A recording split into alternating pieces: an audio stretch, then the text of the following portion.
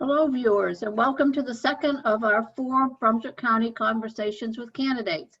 The League of Women Voters of the Lower Cape Fear is conducting one-on-one conversations in place of formal candidate forums between candidates for several races in Brunswick County. We have turned to our conversations as several candidates either did not respond to or said no to our invitations to be part of our traditional nonpartisan forums. It's important for candidates who are willing to be questioned on issues of import to have an opportunity to present their views to the voters. So to make that possible, we are trying this format instead of forums while maintaining our nonpartisan mandate.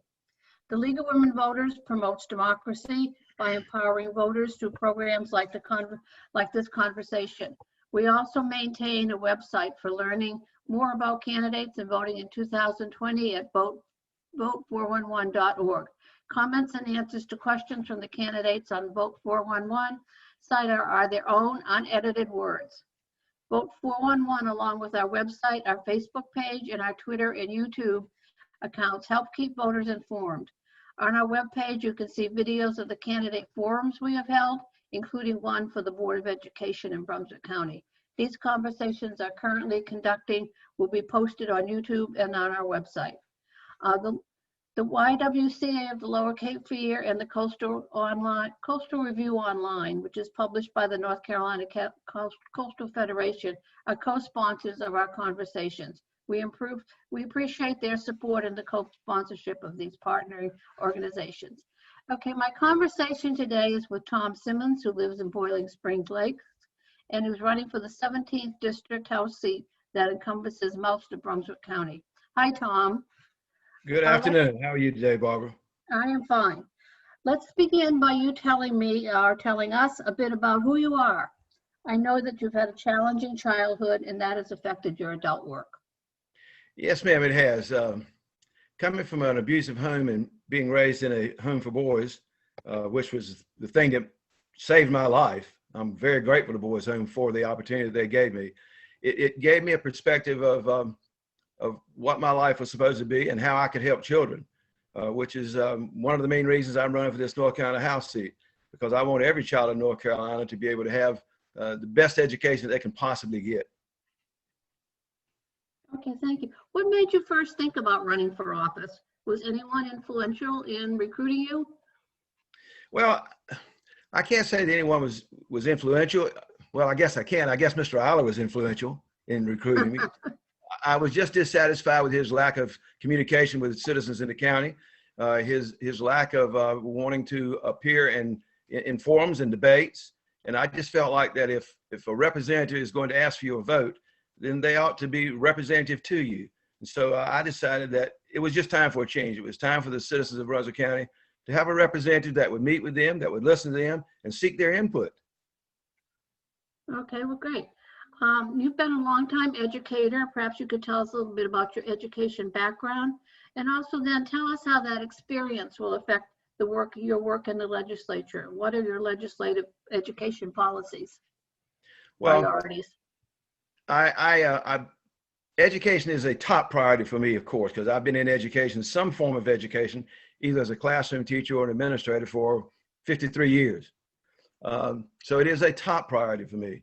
I think that we listened to Mr. Iler and the GOP talk about the funding that they've provided for education over the last 10 years. But I'd just like to remind the voters that 10 years ago, we were ranked 17th in the nation. 10 years later, under GOP leadership, we're ranked 37th in the nation. I'm really glad that they have education as a priority, or no telling us where we would be. I'm really going to put education as a priority. I think that we need to expand broadband to the rural counties so that children, especially now, since we're all this virtual learning situation, kids in rural counties can't get on. They have to go to a parking lot somewhere. And then if that signal is strong enough, hopefully they can stay up in their classes. So broadband expansion. Finally putting teeth into funding schools properly to make sure that we can make the needs of the students that we have before us today. The students today come to schools with a myriad of problems. And another thing I'd like to see done is I'd like to expand early childhood, get kids in school as early as we can, get them some help that they need, both educationally and socially and psychologically, to overcome some of the emotion that these kids are coming to school with. Okay, great. Any other education policies, priorities that you have? Anything else? Well, that's quite a bit that you've already mentioned. Well, you know, I think we need to relook at our testing mechanism that we're using in the state and the amount of testing that we do for students. It is putting students under enormous stress to have these tests.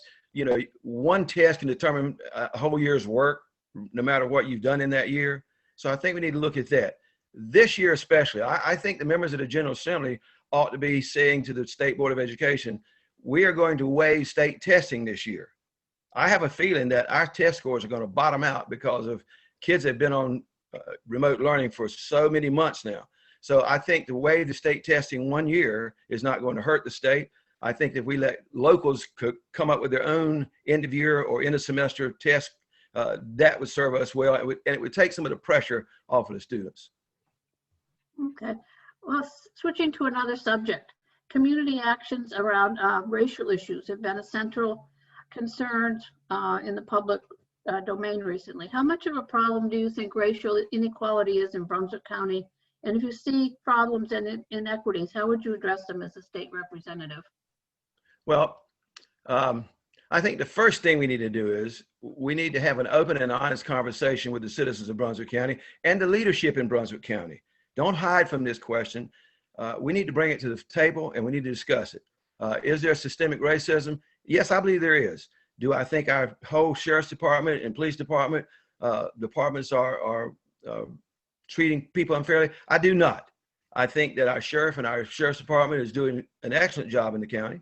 I think our local police forces are doing a good job, but we need to bring this question to the table. We need to have open and frank conversations. When you have elected leaders who post questionable racial things and no one stands up to that elected leader and says, this is not right, we shouldn't be doing this, that's where I think elected officials fall down short. And I'm not going to do that. If I'm going to speak out, even if it's in my own party, if someone says something or does something that is not fair to the residents of this county. Okay, thank you. Our area has suffered through a number of difficult weather events in recent years. Can you tell us about any legislative actions you would propose that would help this area of the state prepare for future such events, and consider climate issues more generally, if you'd like? Well, first of all, I think that the leaders of the state ought to listen to the scientists who know what they're talking about. As a layperson, you know, I can't say that I have a plan to prepare for hurricanes. I have to listen to the scientists to tell me what to do. But I think that we need to have a statewide preparedness organizational group that can get out an emergency message to folks to let them know what they should be doing and how they should be doing. We need to make sure that these low-lying areas, such as in Brunswick County, we need to make sure that there's adequate drainage in our ditches to get the water away from here. We need to make sure that earthen dams are shored up to make sure that they can withstand pressures that is going to occur when water starts backing up on these earthen dams, especially those that are 30, 40, 50 years old. So what would be the role of the legislature in fixing the dams and all? Well, I certainly think the legislature has to be in partnership with the emergency management system, FEMA, to try to get some aid down here for these earthen dams, for these low-lying areas, to get these ditches and things cleaned out, because quite honestly, the locals can't afford to do it. I mean, and I understand that. They do the best they can do, but I think that the leadership in Raleigh, the General Assembly, ought to be twisting the arms of Burr and Tillis and saying, we need some help down here. We need some financing, some funds to help us shore up these low-lying areas. Okay. You cited Medicaid expansion as the most important issue for you if elected. How do you propose the state legislature deal with this issue? And why is it so hard to expand Medicaid? One reason it's so hard to expand it is that when Mr. Tillis was Speaker of the House, he introduced a bill that made it banned bringing up Medicaid expansion. The GOP has made it very clear that they don't even want to talk about expansion of Medicaid. My opponent has said that the only people that will benefit from Medicaid is those people that get free insurance. He's just wrong there. There's 600,000 people in North Carolina. 130,000 of those are children who are without health care. These people need help, especially the children. We know that early years of a child's life, that prenatal and postnatal health care determines their success in schools and even graduating from schools. So we need to expand Medicaid. It just needs to be done. It's not free insurance. It's making sure that folks that need to see a doctor can see a doctor and get quality health care. How do you expand Medicaid? I like to think that there are some Republicans in Raleigh who are willing to step across the aisle and meet me halfway, and let's sit down and talk about how we can do this, how we can show the people of North Carolina that this is something that we need to do. It's not going to cost us tax dollars because our tax dollars are going to other states anyway who've already expanded Medicaid. So let's keep our tax dollars in North Carolina. Let's make sure that we can get that people that need to see a doctor can see a doctor. And like I said before, I'm willing to work across the lines with any Republican that wants to do things right. Do you think the Affordable Care Act has been successful in North Carolina? I think it has.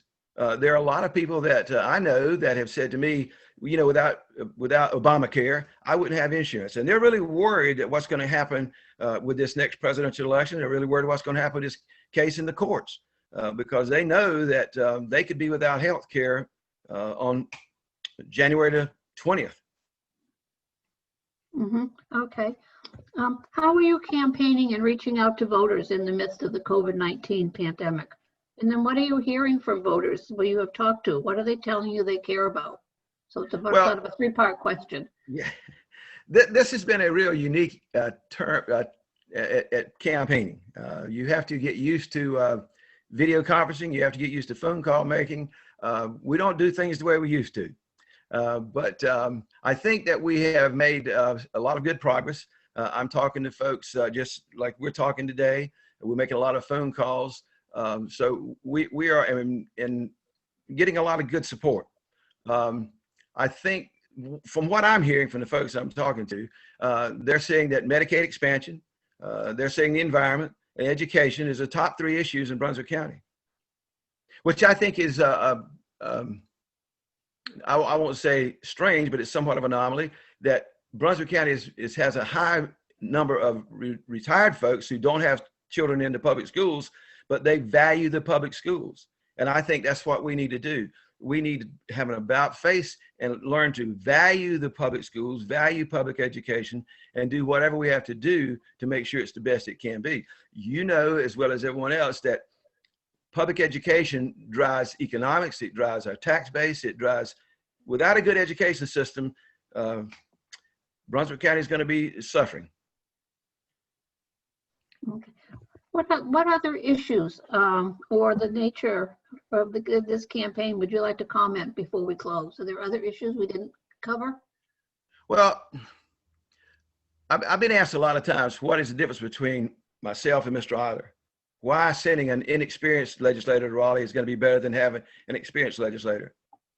Well, Mr. Iler has been there 9 years, and I haven't found anything where he's had direct economic or environmental impact positive on Brunswick County. He shies away from forums like this. The NAACP had a forum last Saturday and he couldn't go because he was playing golf. That's no way to represent the people of the county. And I want to be different. I have committed to hold town hall meetings monthly so that I can be held accountable for the citizens and I can be completely transparent. I can also ask the citizens, what is your input? This vote is coming up next week in Raleigh. How is this going to affect Brunswick County? Is it going to be good for Brunswick County or not? And I'm going to take the voters' input back to Raleigh to determine how I'm going to vote on an issue. And I have said to the caucus in Raleigh, I will, if elected, I will not be a yes vote for the Democratic caucus. I will be a yes vote for the people of Brunswick County. Okay, are there any other issues that we talked about? Climate, we've talked about education and Medicaid. And racial issues. Is there anything I've missed that has been really important to you? Well, no. Do what? Offshore drilling? Well, the question of offshore drilling is kind of a moot question now for a while. The president signed that executive order, but that doesn't mean anything. It can be done away with a stroke of a pen. But I think that going back before this was done, Mr. Iler was certainly not representing Brunswick County when he was in favor of offshore drilling, when he wouldn't stand up against his leadership in Raleigh and say, not in Brunswick County. We can't afford the danger of an oil spill. So I'm going to stay on this issue of environment and offshore drilling because I think it's important. We need to fund the DEQ more appropriately so that they can do their job to keep companies like Chemours from polluting our waters. And one more thing, let me say, and I kind of get criticism from this because they say it's going to cost jobs. And if it does, so be it. But I think that if a company knowingly, after they've been warned and been fined, they knowingly continue to poison our land, our air, and our water, we pull their permits. We cannot afford to let companies operate in North Carolina that is going to poison our waters. And if it costs them jobs, I guess that's the price you have to pay for keeping the environment clean. I don't think, though, that a company that's got a multi-billion-dollar organization in the state is going to pull out simply because they have to clean up their mess. Okay, then finally, there seems to be a lot of chaos around the election process this year. How do you think the Brunswick County Board of Elections is doing, and what would you say to voters about being able to vote and vote safely? Well, first of all, I think the Board of Elections is doing a phenomenal job. They had over 7,000 votes to look at, absentee votes to look at last Tuesday. They're doing a phenomenal job with the amount of absentee ballots that are coming in. Is it safe? I think it is. I think that it's as safe as we want to make it. It's as unsafe as we want people to believe it is. Personally, I'm going to vote in person and early voting. That's just me. I mean, I like to go out to the polls. I like to talk to people. I like to be around the polls. I'll be wearing my mask, but that's just me. But if you feel like that you need to vote by absentee ballot, it's safe. All the stories you hear about ballots being lost or ballots being stolen or harvested, they're just not true.